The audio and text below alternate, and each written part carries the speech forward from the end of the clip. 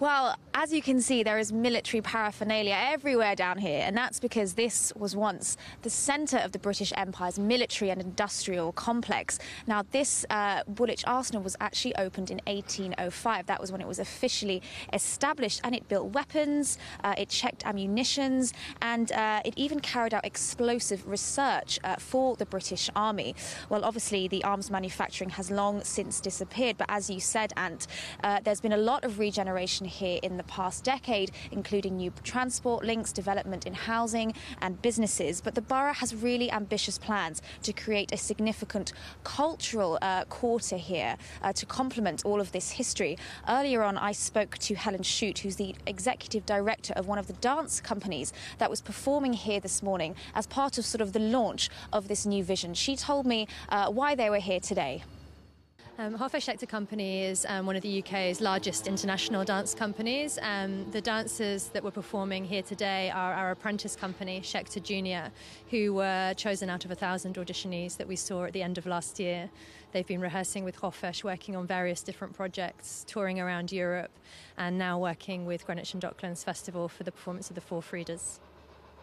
And why is it important to bring sort of art, music, culture, dance to every borough of London?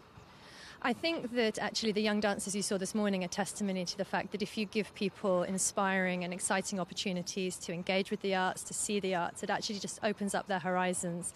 It gives them an opportunity to connect with other people from around the world, to travel, and to learn about themselves and give them confidence. So we're great believers in getting people to see work in as many different places as possible.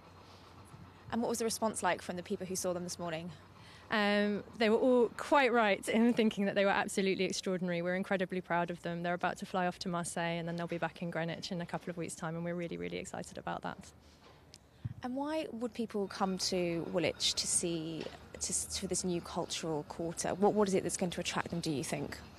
I think when you have a council as committed as Greenwich Council are to building cultural opportunities, it's natural that people are going to start to congregate around them. And the work that Greenwich and Docklands Festival have been doing over the last however many years has already really put Greenwich and Woolwich on the map in terms of the kind of work that you can see here and the kind of level of artists that come to work here. So I think that will just be an extension of that, and I'm sure they'll be fighting off competition for these amazing spaces.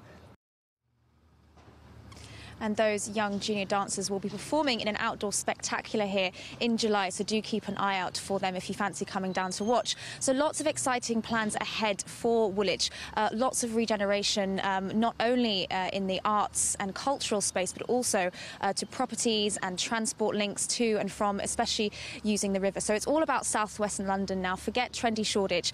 It may well be in Woolwich that you see the latest cutting-edge theatre, opera or dance show in future. Jessica King there in Woolwich. The Woolwich Clipper will never be busier. Right, a new